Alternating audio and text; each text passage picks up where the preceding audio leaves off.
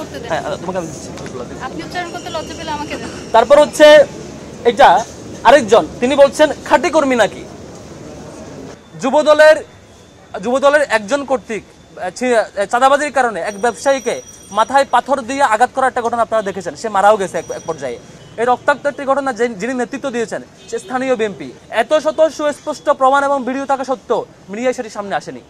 গত 5 আগস্টের পর থেকে এখন পর্যন্ত ছাত্রদলের একদম প্রমাণিত সত্য ধর্ষণের কেস 30টা। তারা এরকম অব্যাহতভাবে ধর্ষণের কেসের অন্যতম গুরুত্বপূর্ণ স্টেক হোল্ডার।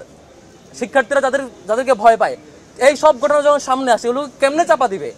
অনেক জায়গায় তাদের সেন্ট্রাল পেজে সেই মিছিলের ভিডিও আপলোড দিয়ে তারা এনজয় করছে। স্লোগান হচ্ছে একটা একটা শিবির ধরে ধরে জবাই কর। না এরকম স্লোগান দেয় না, এসব ভুল কথা বলেন আমরা। তাকে তার কমেন্টটা হচ্ছে ব্যাপারটা এমন হয়ে গেল মিয়া খলিফা নিজেকে সত্যি দাবি করছে। সাক্ষাৎ হুর তাজজান মাসুদদের খাদ্য। হেমা চাকমা তিনি একজন প্রার্থীও। আমাদের আরেকজন প্রার্থীর ব্যাপারে বাজে শব্দ চয়ন লিখছেন, গগ গগ গগ সাউন্ড এখানে লিখছেন তিনি, যেটি মিন করছেন আমাদের আরেকজন নারী শিক্ষার্থী তিনি আমাদের প্রার্থী। তুমি হিজাববিহীন জান্নাতি, তাই তুমি এদের জন্য এখন হালাল। তিনি লিখছেন আমাদের নর্তকীর কাজ হচ্ছে বিভ্রান্তি ছড়ানো, সেক্সি শিলা দিনে কাটবেন না রাতে। যিনি আজকে ছাত্রদলের নেত্রী, আজকে সেই ইস্যুকে ইস্যু করে খুব গরম গরম বক্তৃতা দিয়েছেন। তাদের এই যে 30টা কেস, ধর্ষণের কেস, 44টা যেগুলো সেগুলো ভুলে গেছেন। তিনি মন্তব্য করছেন আমাদের ছাত্রীবন্ধের নিয়ে, সেবাদাসী পোস্টার গার্ল কমেন্ট করছেন। আমাদের রিয়েকশন সেদিনই আসার কথা। আমাদের কোনো জনশক্তি, কোনো ম্যান পাওয়ার থাকলে ব্যক্তি এস এম ফরহাদের বিরুদ্ধে যখনই রিট হয়েছে তখনই সে ব্যাপারে তার একটা রিয়েকশন আসবার কথা। সেদিন একদিন পার হয়ে 24 ঘন্টারও অধিক সময় পার হয়ে 2 দিন পার হয়ে পরের দিন যখন ডাকসু স্থগিতের ঘোষণা আসছে, তখন যখন কোনো শিক্ষার্থী রিয়েকশন দেয় তাহলে বুঝতে হবে তিনি এমন একজন শিক্ষার্থী যিনি ডাকসুর ব্যাপারে কনসার্ন, আমার ব্যাপারে কনসার্ন না, এমন কেউ একজন। এটা খুবই ক্লিয়ার সহজ আর্গুমেন্ট। এই জিনিসটা কালকে বুঝাবার পরেও, ক্লিয়ার করে বলবার পরেও একটা পক্ষ তাদের রাজনৈতিক দেউলিয়াত্বের বহিঃপ্রকাশের জন্য তারা হচ্ছে তাকে শিবির বানিয়ে প্রচার চালিয়েছে। দুঃখজনক হচ্ছে শুধু সেটাই সেই দল করেনি, সেই দল কেন করেছে সে ব্যাখ্যায় আমরা যাচ্ছি। কিছু মিডিয়াও কালকে এমনভাবে প্রচার করছে যে মনে হচ্ছে যে হুমকিটা মনে হয় আমি দিয়েছি, এমনভাবে নিউজ প্রচার করছে। বেশ কয়েকটি পত্রিকাকে কনসার্ন জানানোর পরে তারা চেঞ্জ করেছে শিরোনাম, বলেছে আমরা তো তখন বুঝি নাই, আপনাদের প্রেস কনফারেন্সে তো আসি নাই, ফিডব্যাক জানি নাই, দেখি নাই, এই ধরনের এক্সকিউজ দেখিয়ে ভুলে আমাদের এটা হয়ে গেছে, আমরা ঠিক করে দিচ্ছি। এরকম বেশ কিছু পত্রিকা এবং পোর্টাল তাদের এরকম ফিডব্যাক দিচ্ছে। এটা কেন জানেন? কারণ আমি ক্লিয়ার করি, যুবদলের একজন কর্তৃক চাঁদাবাজির কারণে এক ব্যবসায়ীকে মাথায় পাথর দিয়ে আঘাত করার একটা ঘটনা আপনারা দেখেছেন, সে মারাও গেছে এক পর্যায়ে। এবং সেই নিউজটি সামনে এসছে যুগান্তরের একজন রিপোর্টের ভিত্তিতে। এটি যখন সামনে আসছে যুবদল পরিচয়, তখন সারা দেশে বিক্ষোভ এবং মানুষের ক্ষোভ আপনারা লক্ষ্য করেছেন। তারপরে কি হয়েছে জানেন? তারপরে হয়েছে যুগান্তরে সেই সাংবাদিকের চাকরি থেকে চাকরিচ্যুত করা হয়েছে। এই নিউজে যুবদলের পরিচয় সামনে আসবার কারণে পরবর্তীতে সেই সাংবাদিককে যুগান্তর থেকে চাকরিচ্যুত করা হয়েছিল। এজন্য আপনারা সবাই ভয় পান, সাংবাদিকরা ভয় পায়। সাংবাদিকরা কি করে, আর কেউ বেশ কিছু সাংবাদিক কেন যেন আবারও সেই সামনে আরেকটি পক্ষকে ফেসিবাদ বানানোর পরিকল্পনার অংশ হয়ে গেছে। তারা সত্যটা প্রকাশ করতে পারছেন না অনেকেই। এটা খুবই দুঃখজনক। এখন আসি, ছাত্রদল কেন এই স্ট্যান্ড নিল? তারা নিশ্চিতভাবে সেটি মিথ্যা জানবার পরে কেন স্ট্যান্ড নিল সেটি একটু ক্লিয়ার করছি। আপনারা দেখেছেন কৃষি বিশ্ববিদ্যালয়ে ছাত্রদলের লোকজন বহিরাগত নিয়ে ভিতরে গিয়ে শিক্ষার্থীদের উপর হামলা করেছে, সেটি সামনে আসে নাই। আপনারাও মিডিয়ার সামনে আনান নাই, সেটি তাকিয়েছিলেন। আপনারা দেখেছেন চট্টগ্রাম বিশ্ববিদ্যালয়ে শতাধিক শিক্ষার্থী আহত হয়েছে, শিক্ষক আহত হয়েছে। এই রক্তাক্ত একটি ঘটনা যিনি নেতৃত্ব দিয়েছেন সে স্থানীয় বিএনপি, এবং সেটিও সামনে আসে নাই। ইভেন সেই ঘটনার তাৎক্ষণিকভাবে বিএনপি তাকে তার দল থেকে বহিষ্কার করতে বাধ্য করেছে। এত শত সুস্পষ্ট প্রমাণ এবং ভিডিও থাকা সত্ত্বেও মিডিয়ায় সেটি সামনে আসেনি, এবং সেটি যখন সোশ্যাল মিডিয়ায় সমালোচনা হচ্ছিল। তারপরে রাবির ঘটনা আপনারা জানেন। রাবিতে ডাকসুর ব্যাপারে তাদের আন্দোলন পরিচালনা পরিবর্তিত, মানে সুষ্ঠু পদ্ধতিতে আন্দোলন না করে, দাবি না জানিয়ে সরাসরি সেখানে ভাঙচুর এবং হচ্ছে তালা ঝুলিয়ে দেওয়ার ঘটনা ঘটেছে ডাকসুকে বাঞ্চাল করার জন্য, সেটিও তারা ব্যর্থ হয়েছে। এরকম চবি, রাবি এবং বাকরিবি সবগুলো ঘটনা, সর্বশেষ ডাকসু বাঞ্চালের ঘটনা, সব কিছুতে ব্যর্থ হয়ে এক পর্যায়ে এগুলো কিভাবে ঢাকবে, এগুলো সামনে আসবে সে আশঙ্কায় শিক্ষার্থীদেরকে ভয় পেয়ে তারা হচ্ছে এমন একটি ঘটনা করলো যেটার ব্যাপারে আমরা নিজেরা অ্যাকশন নিয়েছি, নিজেরাই লিখিত অভিযোগ দিয়েছে। ইভেন যে শিক্ষার্থীর ব্যাপারে হুমকি দিয়েছে সে শিক্ষার্থীকে আমি ওভার ফোনে রিকোয়েস্ট করেছি টেক্সট করে, যে হচ্ছে আপনি যদি কোনো ধরনের আইনি মামলা এখন না করে থাকেন দ্রুত মামলা করেন, এবং সেই ব্যাপারে আমাদের লিগ্যাল টিম আপনাদেরকে সাপোর্ট দিবে। আমি তাদেরকে ওই ভিকটিম শিক্ষার্থীকে যিনি হুমকি পেয়েছেন সেই শিক্ষার্থীকে, একে তো অভিযুক্ত ব্যক্তিকে যিনি অপরাধী তাকে পানিশমেন্টে আওতায় আনার জন্য প্রক্টর অফিসে আমি লিখিত অভিযোগ দিয়েছি। দ্বিতীয়ত যিনি ভিকটিম, যিনি হুমকি পেয়েছেন, তাকেও রিকোয়েস্ট করেছে আপনি আইনি অ্যাকশন নিচ্ছেন না কেন, আপনি আইনি অ্যাকশন নেন, সেখানে আমাদের লিগ্যাল টিম প্রয়োজন আপনাদেরকে সাপোর্ট দেবে, সেটিও রিকোয়েস্ট করেছি। এরপরও সেটি হয়নি এখন পর্যন্ত। এত কিছু মারিয়ে তাকে কেন যেন শিবির কর্মী, শিবির নেতা এই ধরনের বানানোর প্রপাগান্ডায় ব্যস্ত। এটার আরও অনেক কিছু কারণ আছে। তার কারণগুলো হচ্ছে, আপনি যখন দেখেন যে গত ৫ আগস্টের পর থেকে এখন পর্যন্ত ছাত্র দলের একদম প্রমাণিত সত্য ধর্ষণের কেস 30টা, 44টা, মানে গত মাস পর্যন্ত, গত 1 তারিখ পর্যন্ত, আমি এই মাসটা কাউন্ট করছি না, আমার হচ্ছে মানে আপডেট যেটা গত মাসে 1 তারিখ পর্যন্ত, এর আগে মাসে 1 তারিখ পর্যন্ত ছিল 30টা, যেগুলো একদম প্রমাণিত সত্য। এখন এই মাসে যোগ করলে 44টা হয়। এই যে সবগুলো প্রমাণিত সত্য ধর্ষণের কেস, তা সত্ত্বেও এবং এখানে গ্রেফতারও হয়েছে এই ধর্ষণের কেসে যারা এরকম অব্যাহতভাবে ধর্ষণের কেসের অন্যতম গুরুত্বপূর্ণ স্টেক হোল্ডার, শিক্ষার্থীরা যাদেরকে ভয় পায়, এই সব ঘটনা যখন সামনে আসে এগুলো কেমনে চাপা দিবে, একটা মানে আর কোনো ইস্যু না পেয়ে সেই ইস্যু সামনে নিয়ে আসার মতো তারা রাজনীতি করছে, এবং শিক্ষার্থীরা এটাই নিশ্চয়ই শিক্ষার্থীরা বুঝে যে আপনারা কিভাবে কি করছে। আমরা আরেকটু কিছু ইয়াতে যাবো, স্ল্যাট শেমিং এর ইস্যুতে যাবো।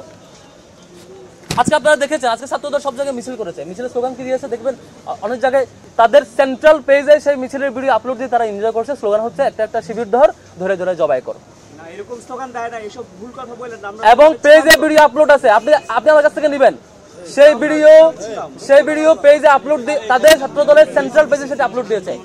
একটা শিবির ধরে ধরে জবাই কর স্লোগান ভিডিও সহ পেজে আপলোড দিয়েছে। এই স্ক্রিন রেকর্ড আমাদের কাছে আছে, আপনারা নিতে পারবেন। তো এই ধরনের মানে নৃশংস প্রক্রিয়া যেগুলো আওয়ামী লীগ ফলো করতো, সেটি ছাত্রদল আবার ফিরিয়ে আনার চেষ্টা করছে। ছাত্রলীগের যা বৈশিষ্ট্য ছিল, ধর্ষণের কেস, অন্তর্দ্বন্দ্বের কেস, কুন্দলের কেস, চাঁদাবাদীর কেস, সবগুলো যখন এখন থাকতে পারছে না, 1 বছরের মধ্যে শিবিরকে নিয়ে কোনো এজেন্ডা পাচ্ছে না, এখন শুরু হচ্ছে দায় চাপানোর রাজনীতি। আপনারা দেখেছেন প্রকাশ্যে সংবাদ সম্মেলনে কেন্দ্রীয় সভাপতি সেক্রেটারিকে বলছে শিবিরের উপর দাঁড়িয়ে দাও। এটা তাদের পলিটিক্স। আমরা আসি স্ল্যাট শেমিং ইস্যুতে, কেস বাই কেস আসবো। ঢাকা কলেজ ছাত্র দলের যুগ্ম সাধারণ সম্পাদক আলী ইমরান, তিনি কি লিখছেন, এখানে ক্যাপশন আছে, আপনাদেরকে ভিডিওটা আমরা এর ফাইলটা দিয়ে দেব। আমাদের একজন হচ্ছে তাকে, তার কমেন্টটা হচ্ছে, ব্যাপারটা এমন হয়ে গেল মিয়া খলিফা নিজেকে সত্যি দাবি করছে। হ্যাঁ, তোমাকে আমি দিচ্ছি। আপনি উচ্চারণ করতে লজ্জা পেলে আমাকে দেন। তারপর হচ্ছে এটা আরেকজন, তিনি বলছেন খাঁটি কর্মী নাকি, তার পরিচয় সহ এখানে আছে। সবচেয়ে সিগনিফিকেন্টই তো আসে না, এই যে সহসভাপতি কেন্দ্রীয় ছাত্র, তারপর হচ্ছে যে কেন্দ্রীয় সহসভাপতি যিনি বর্তমান দায়িত্বে আছেন, তিনি হচ্ছে হাসান আল আরিফ, তিনি বলছেন সাক্ষাৎ হুর তারজান মাসুদদের খাদ্য। তার কমেন্ট এই যে। তারপর আরেকজন দেখেন, সেটা আমাকে মিন করে বলছে, আমি কথা বলতে পারি না, সেটা নিয়ে আমি নারীদেরগুলো ইয়া করি। তারপর দেখেন আরেকজন হেমা চাকমা, তিনি একজন প্রার্থীও।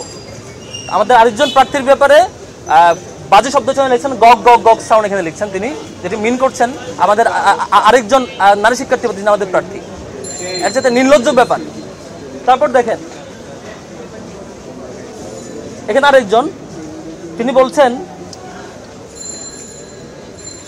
আপু এরা, আচ্ছা তুমি হিজাববিহীন জান্নাতি, তাই তুমি এদের জন্য এখন হালাল। এটা আমাদের নারী প্রার্থীকেও উল্লেখ করে তিনি মেনশন করছেন। তার পরিচয় সহ এখানে আছে, প্রোফাইলে দেখেন তার এই যে আমাদের বিএনপি জাতীয় নেতৃবৃন্দের ছবি আছে। তারপর আরেকজন, তিনিও সেম, তিনি লিখছেন আমাদের নর্তকীর কাজ হচ্ছে বিভ্রান্তি ছড়ানো, সেক্সি শিলা দিনে কাটবেন না রাতে, মানে এই কমেন্ট করছে তিনি, তার ছবি সহ এখানে আছে, তিনিও সেই দলের নেতা। তারপর আসেন আরেকজন মানসুর আলম, আজকে অনেক ভালো ভালো বক্তৃতা দিয়েছেন, যিনি আজকে ছাত্র দলের নেত্রী, আজকে সেই ইস্যু করে খুব গরম বক্তৃতা দিয়েছেন। তাদের এই যে 30টা কেস, ধর্ষণের কেস, 44টা যেগুলো সেগুলো ভুলে গেছেন, তিনি মন্তব্য করছেন আমাদের ছাত্রী বোনদের নিয়ে, সেবাদাসী পোস্টার গার্ল কমেন্ট করছেন। তারপর আরেকজন জুমাকে মেনশন করে বলছেন, জুমা আপনি শিবিরের ছেলেগুলোর সামনে এভাবে মন মাতানো ড্যান্স দিয়ে ওদের আওলা জাওলা করে দেবেন, ওরাও রক্তে মাংস করা মানুষ, ওদের অস্থির হতে হয়, প্লিজ শিবিরকে ওদের মনে করার জন্য হলো জুমাকে ভোট দিন। মানে জুমাকে মেনশন করে উল্লেখ করছে, তাকে মেনশন করে পোস্ট করছে। আরেকজন দেখেন, তিনি আমাদের আরেকজন প্রার্থীকে মেনশন করে বলছেন শিবিরের ব্যবসা বিষয়ক সম্পাদক, তিনিও সেই দলের আরেকজন।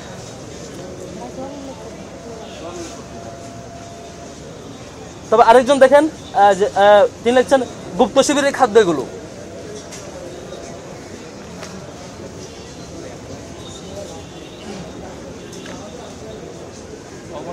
এখানে অসংখ্য আমার কাছে, মানে এখানে তো সবগুলো আনে নাই, 5 শতাধিক এরকম স্ক্রিনশট প্রিন্ট করা আছে, সবগুলোই মানে মুখে উচ্চারণ করার মতো ল্যাঙ্গুয়েজ না আর কি। একটা সংগঠনের তার সকাল বিকাল এবং ঢাকা বিশ্ববিদ্যালয়ে তারা আবার মিছিলের নেতৃত্ব দেয়, বক্তব্যের নেতৃত্ব দেয়, এমন সবগুলো আর কি। এই যে এখানে আরেকজন, মানে এই শব্দগুলো আসলে উচ্চারণ করার মতো না আর কি।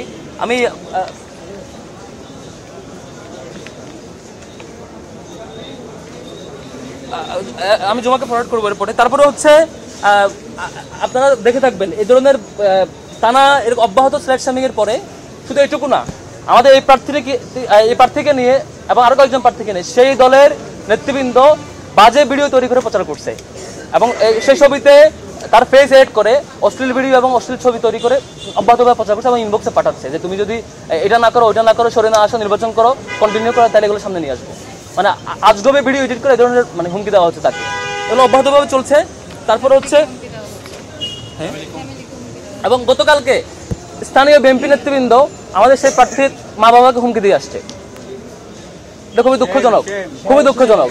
আমাদের প্রার্থী যখন বলেছে যে আপনাদের যারা যা যা করছে স্ল্যাট শামিং এবং ইনবক্স সেগুলো সামনে নিয়ে আসবে, তাও তার বাড়িতে গিয়ে হুমকি দিয়ে আসা হয়েছে যে তোমার মেয়ে কেন ছাত্রদলের বিরুদ্ধে বলে, যাতে কোনোভাবে ছাত্রদলের বিরুদ্ধে না বলে, বললে সরকারি চাকরি হবে না, সামনে তোমরা কেউ থাকতে পারবে না, এই ধরনের হুমকি দিয়ে আসছে বাড়িতে গিয়ে।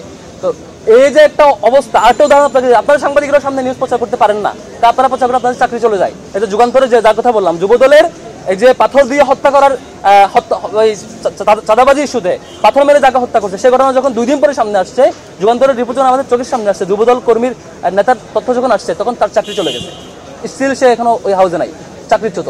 আপনারা সেই চাকরির ভয়ে দিন শেষে হয়তো সত্য প্রকাশ করতে পারেন না। আমি মানে ক্লান্ত, খুবই মানে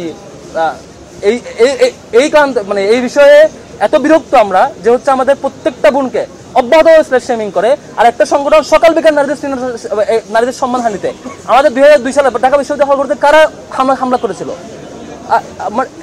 এটা তো এই বিষয়ে তারা অন্য সুশীল যারা কালকে বড় বড় শিক্ষকরা এসে মানে বিভিন্ন ইস্যু ক্রিয়েট করছেন, ফেসবুকে পোস্ট করছেন, আর আরো বিভিন্ন